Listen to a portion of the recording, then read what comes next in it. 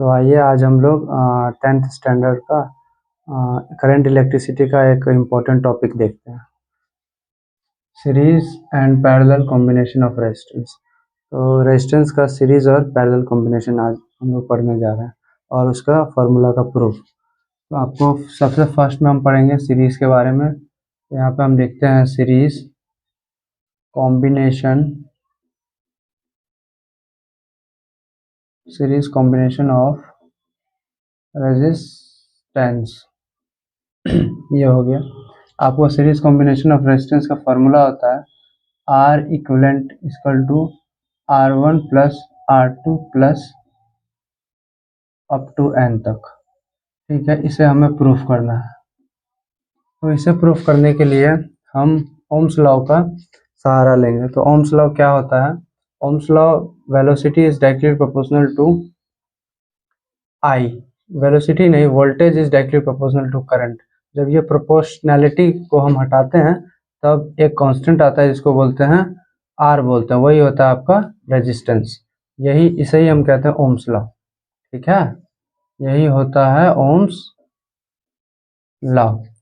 तो इसमें हम मान के चलिए 3 रेजिस्टेंस लिए, एक का वैल्यू हम R1 माने, दूसरे को हम R2 and third one is R3। इसे हम एक V वोल्ट के बैटरी से कनेक्ट कर दिया। तो बैटरी का आप लोग को पता होगा, ये बड़ा वाला डंडा हायर टर्मिनल, इसे पॉजिटिव से डिनोट करते हैं। ये छोटा वाला डंडा लोअर टर्मिनल, इसे नेगेटिव से डिनोट करते हैं। तो यहाँ से करंट निकलेगा और सर्किट में ऐसे क्लोज लूप में फ्लो होते हुए वापस आ जाएगा। तो हमेशा आप लोग ध्यान दीजिएगा कि सीरीज में जो है हमेशा वोल्टेज ड्रॉप डिफरेंट होता है। तो यहाँ पे वोल्टेज ड्रॉप लेट सपोज मान लेते V1, यहाँ पे वोल्टेज ड्रॉप लेट सपोज मान लेते V2, यहाँ पे वोल्टेज ड्रॉप लेट सपोज मान लेते हैं V3। लेकिन ये पूरे सीरीज में हमेशा करंट सेम फ्लो होता है, यहाँ भी करंट आई, यहाँ भी करंट आई।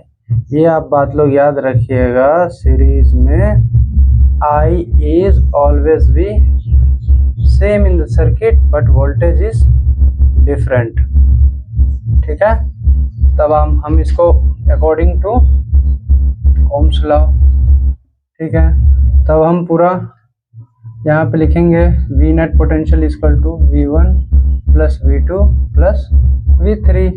ठीक है, हमें पूरा का एक्यूरेंट वैल्यू निकालना है। तो I R equivalent equal to I R1 plus I R2 plus I R3।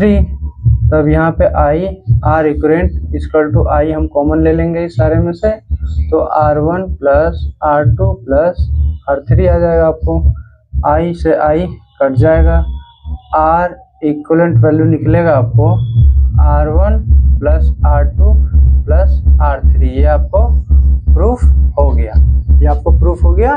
और इस सर्किट को हम फर्दर सॉल्व करेंगे तो ये सर्किट का, ये तीनों रेजिस्टेंस का एक इक्विवेलेंट वैल्यू बनेगा ऐसे।